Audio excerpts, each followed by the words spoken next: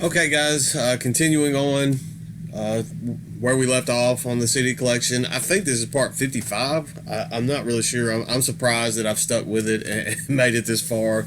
Hopefully, we'll get through this entire collection. We will wrap up the E's finally in this video. Just starting off, we've got some brutal death metal out of California. This is Extremely Rotten with their 2013 full-length Grotesque Acts of Humanity. I just recently got this one. I had been searching and searching for a copy of this that wasn't just completely ridiculous in price on Discogs. If it ever sold on eBay or Discogs, the cheapest that I ever saw this go was like $40. And I posted a in search of post on Facebook, and I had a friend send me a Bandcamp link that this was on there from the label Show No Mercy Records. That's what it came out on in 2013.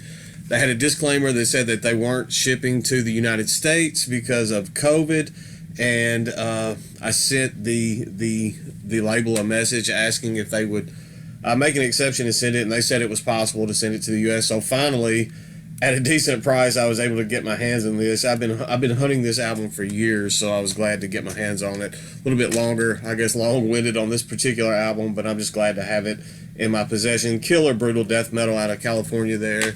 Amazing stuff. I also have their 2014 EP, Zombification of the Masses, if I could speak. This came out on Gorehouse Productions. It's only 2 tracks, but it is a killer little EP. Unfortunately, that's all that this band has put out. Metal Archive shows that the band is still active, but they haven't released any more material. I wish that they would, because I love both of those releases immensely. They still get a ton of playtime from me. Next up, we have some black metal out of Mexico. This is Exumbras with ITSC, I believe. It's either ITSE or ITSC. I don't remember. I haven't listened to this in quite some time. I just can't make out that font there on the bottom. I'm not quite sure. It's kind of rawish black metal. It can be a bit of a difficult listen. I am very tongue-tied apparently today, but what I remember, it was pretty decent, but it was just kind of raw, lo-fi stuff. But it has been quite some time since I've listened to this. Next up, we have a one-man black and thrash project out of Norway. This is The Eye of the North with Black Thrashing Onslaught. I picked this up on a sale from Life After Death Productions. The disc just fell out of the digipack there, but that's the guy. I think he just goes by G, and that's the guy that's he does all the instruments and the vocals and everything on this release. Pretty decent stuff. As far as black and thrash goes, I did find this quite enjoyable. So good stuff here. It was released on Iron, Blood, and Death. Next up, we have a gothic metal band, kind of a they sound a lot like Lacuna Coil. This is Eyes of Eden with Faith. This is just a promo copy that came out through Century Media back in 2007, so this one's been around for a while.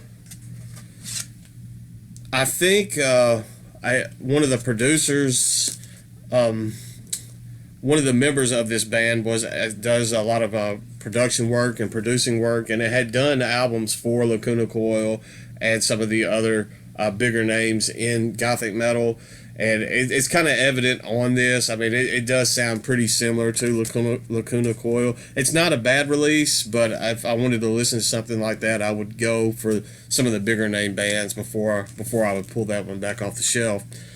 Next up, we have some kind of post-metal, post-rock. I'd say it leans more into post-rock, but it does have some doomy nuances going on in this as well. This is Eyes of Fire with Ashes to Embers.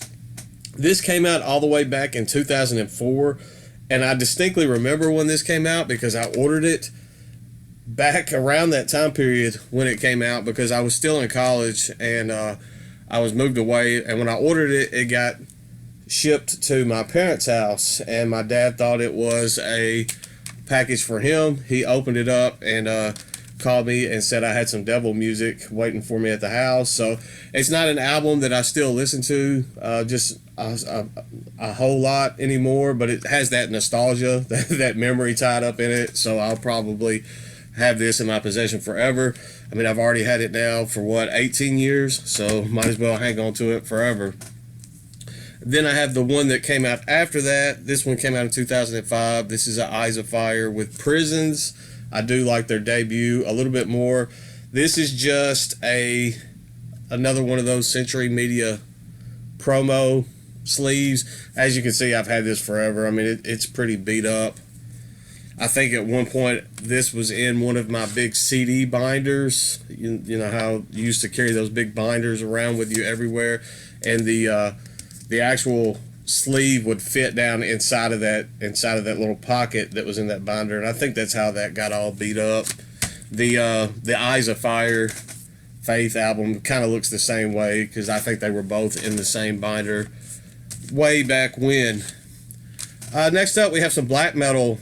This came out around 2000-ish, if I had to guess. This is Ezurate with Infernal Dominatio. This is the debut full length from this band. I know they put out a few more after this. This is just some Norwegian second wave Norwegian black metal worship, but it's pretty good. I haven't just sought out any of their other material to pick up, but this one is pretty solid. I don't know if this is a first press or not. This was released on Forever Underground. It doesn't have a date or anything on this, so I'm not quite sure. I believe this band is out of Chicago. Next up, we have some killer brutal death metal. This is Face of Oblivion with The Embers of Man. Amazing release. This came out in 2011 on Comatose Music. I believe this is their debut full length. I know they have one other full-length album out. I don't have that one in my possession. At some point I will have to grab that, because this is a just killer release. I believe this was a promo copy or something at one point, because the barcode has a cross through it and the back liner is folded, so I'm not sure if this was a radio copy. I don't see a lot of radio stations giving this play, but it has to be some sort of promo. I don't even remember how this came to be in the collection. Next up, we have some post-metal, we'll call it post-metal, off of Transcending Records. This is Face Off with Massive. I featured this on the channel back around 2018 when it came out. I was showing a lot of Transcending Records releases. Transcending Records is putting the majority of their stuff out on vinyl now. Luckily, they did release the new Enchantment full length on CD. I was glad about that, but this is pretty decent. I did enjoy this little EP. It's only 5 tracks. This is a band that's impossible to find anything else about just because of their name. If you even try to Google search this EP and you put in Face Off and Massive, it'll pull up stuff about the movie Face Off and everything else besides this particular release. Next up, we have some deathcore. This is The Faceless with Planetary Duality. I do not own their first album. I saw The Faceless on tour with Cannibal Corpse circa 2008. It might have been 2008 or 2009. I'm not sure. They were opening for Cannibal Corpse, and they were pretty heavy on their song list from Planetary Duality, so I went ahead and grabbed this and picked it up. I do enjoy it. It is probably my favorite The Faceless release. The first one was pretty decent as well. It's kind of technical deathcore. I don't own that first one. It has a weird name. It starts with an A, but I do enjoy Planetary Duality. I like the little alien-esque vocals that they do on this sometimes. So it was pretty cool to see them in support of this album on tour. I picked up the follow-up to that entitled Autotheism, and this is where I was like, you know what, I think this is just kind of where I'm going to draw the line with the Faceless, because I mean, this one just didn't do it for me. I don't know. I think they've put out one album after this one, and I didn't really particularly care for it either. But at least I always have Planetary Duality to fall back on, because I do enjoy that one. So next up, killer death metal out of Australia. This is Faceless Burial with Speciation. This came out in 2020, and it is just a monolith of an album. This was released on Dark Descent Records. It is the second full length from Faceless Burial. This was my introduction, despite it being their second full length. The first one is pretty good. I just haven't got my hands on it yet, but if you're going to have an introduction to the band, this would be the one to do it, because this one just kind of melted my face off when I first listened to it. Next up, we have a project out of Finland, I want to say. This is, I'm going to butcher this, Fiergale with Horizons Fall. This is kind of melodic blackened death metal fused with gothic metal. I know that sounds a little different, but this is actually pretty solid. It feels a little dated. This had to have come out around 1999 or 2000, so I don't see a date on it, but just from memory's sake, I know that has to be around the time period that this did come out, and it does feel like it has that. It does feel a little dated at times, just musically, but I still find this quite enjoyable. So. Next up, we have some pagan black metal. I forget where this band is from. It is the only full length that they put out. This is Fafnir with Hugin Og Munin. I don't remember where this band is from. I got this in a Raised Soul Productions kind of bundle pack. This one's pretty good. I did enjoy it, but it wasn't my favorite from the entire bundle that I got. But it is still pretty solid. I probably just haven't returned to it as much as I normally would have, just from the simple fact that I did enjoy some of that other stuff upon first listening that I received in that bundle. I may be going back at some point, revisiting. I will have a little bit better appreciation for that, because it was pretty good. It's just that there was some other stuff that kind of overshadowed it in that particular purchase. Next up, this is an album that I absolutely love. This is Phaedra with Six Voices Inside. This came out in 2020, I believe. And it was, if it wasn't my album of the year from that year, it was right up there close to it. I believe it was possibly my album of the year. Atmospheric black metal. It was released on Northern Silence. Has that Philosophum Burzum type vibe going on it. It's a one-man project. He has chosen to remain anonymous, the member of this band, and that's kind of sad, because he definitely deserves some adoration for putting something like this out. It is I love this release. So I mean, the artwork tells you just about everything you need to know from it. I mean, it fits perfectly to the music, and it is just an absolutely amazing release. Next up, we have some death metal. This is Faith Extractor with the Great Shadow Infiltrator. This was released on Deathgasm Records in 2013.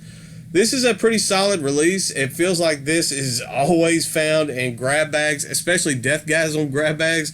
If you purchase one of their mystery boxes or grab bags, it doesn't matter what size it is that they're offering at the time, there's a good chance you're going to get this Faith Extractor. And I don't know why their releases, period, always wind up in the bargain bins, but this is some solid death metal. It leans itself to the brutal side at times, but it also has a sense of technicality going on in it as well. The artwork on this drew me to it when I first got my first hands on this copy.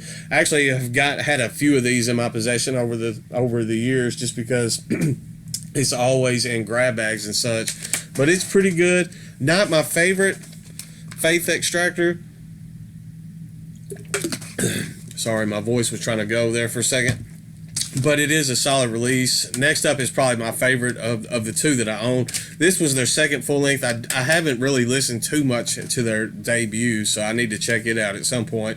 And then I have their third full length. This is Proverbial Lambs to the Ultimate Slaughter. This was on another bargain bin pickup. This was available through Hell's Headbangers, and one of their deals, one of their many CDs for this price, or $3.33 CDs or $1 CDs.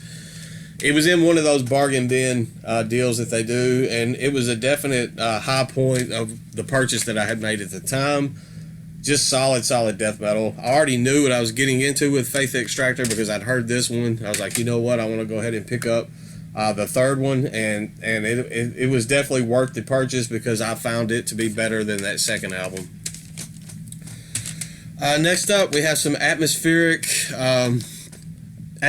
doom death, kind of melodic doom death. This is The Fall of Every Season with Amends. This was put out. This one's been out for a while. I don't see a date on it. They have one other release that is almost as good as this one, but this one feels like the peak of the band for me. I think it's just a one man project. That seems to be something that a lot of the CDs that I get for some reason just happen to turn out that way.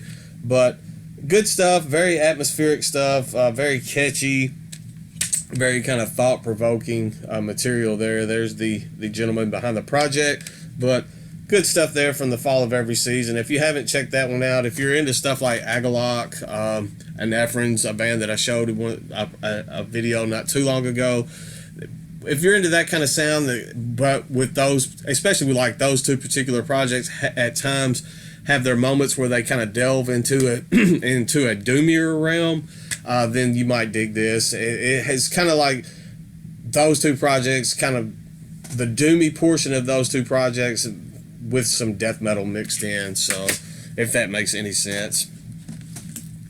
Next up, this is the only CD that I own from this band, and unfortunately it is one of their weaker albums. This is the German folky, there's some blackened stuff going, I guess folky, black metal. This is Falkenbach with T-Urida.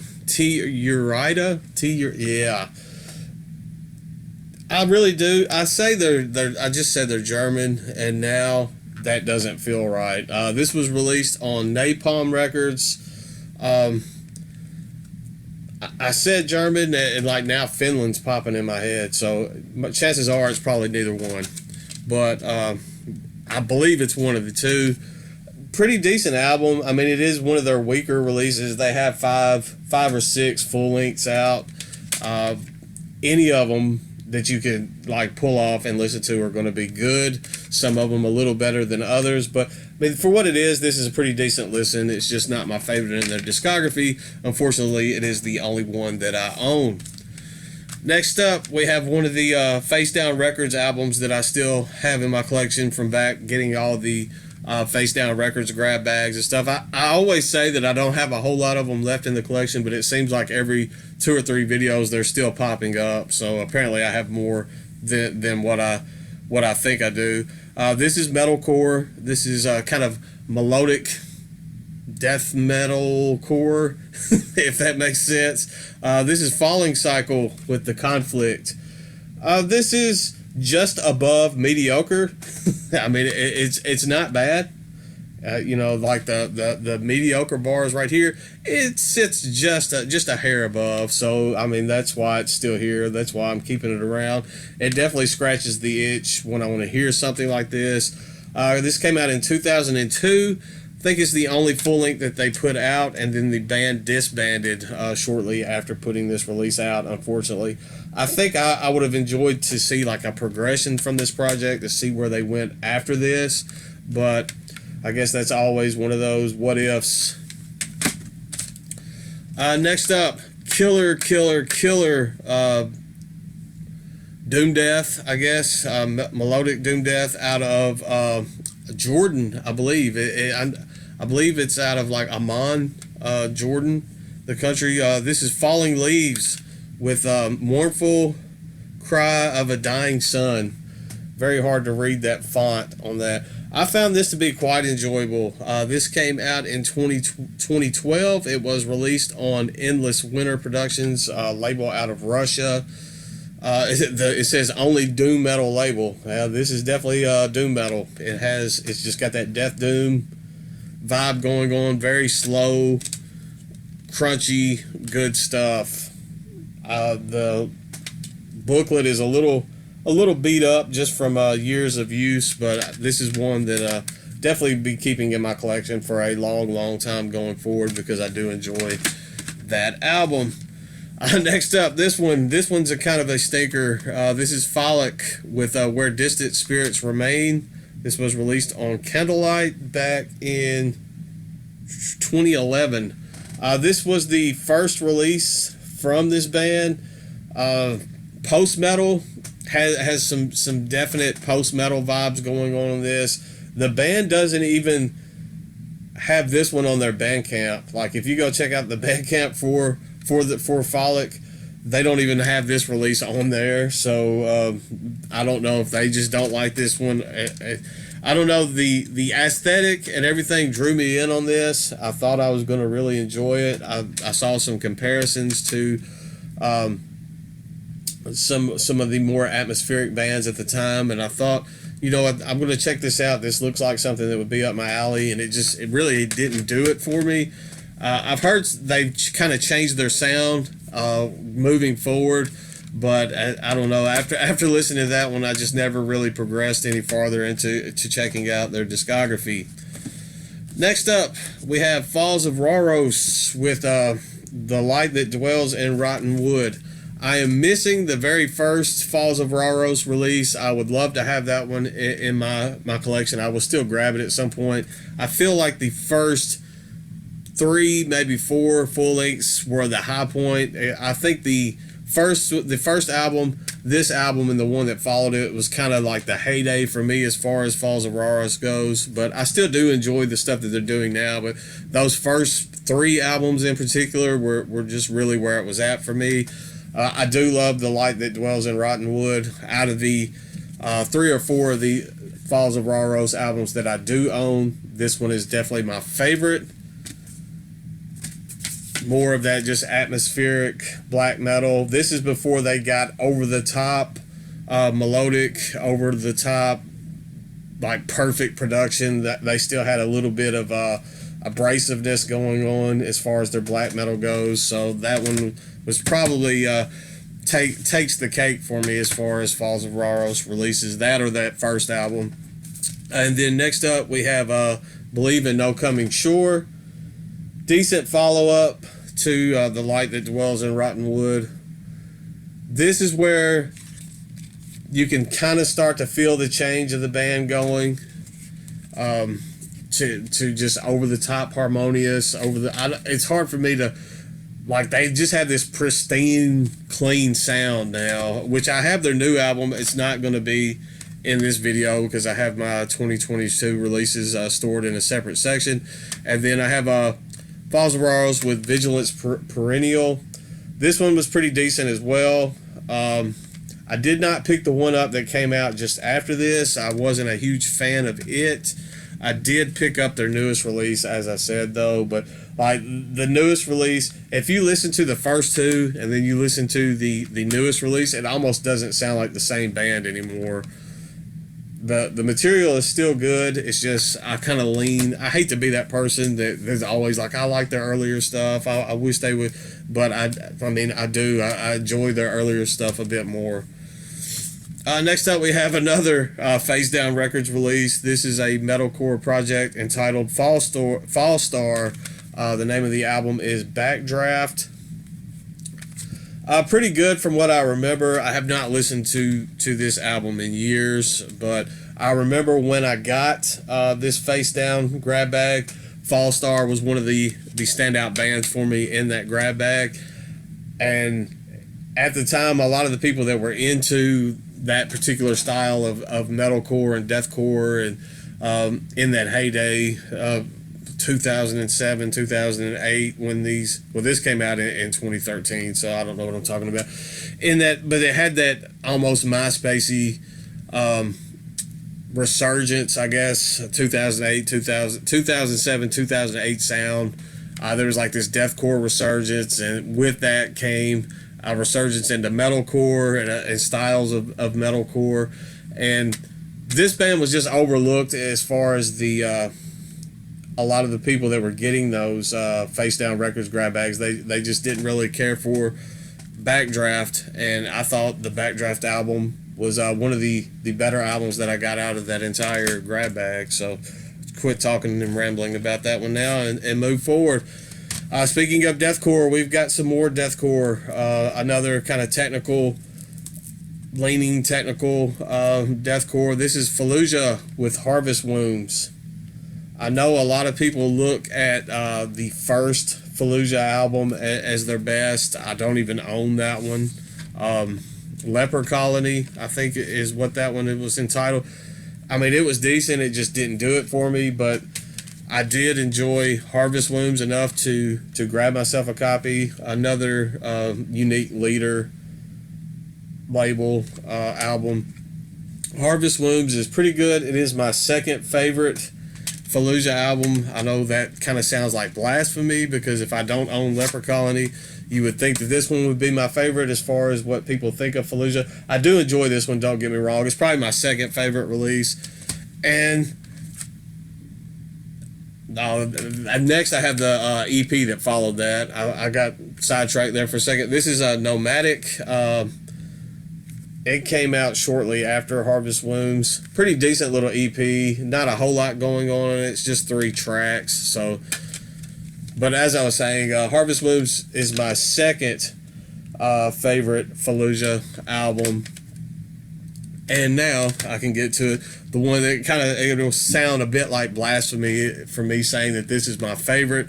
This is The Flesh Prevails by Fallujah. This is one that a lot of people hated, but for me, this is like when the band started to progress a little bit, moving away from that almost generic deathcore sound, going into a progressive death metal sound. And I did enjoy this. There's some atmospherics going on that I really like on this album. I can't put my finger on what it is exactly that really just does it to me with this release, but for me, when I think of Fallujah, this is what I want to hear. So that is definitely my favorite Fallujah release.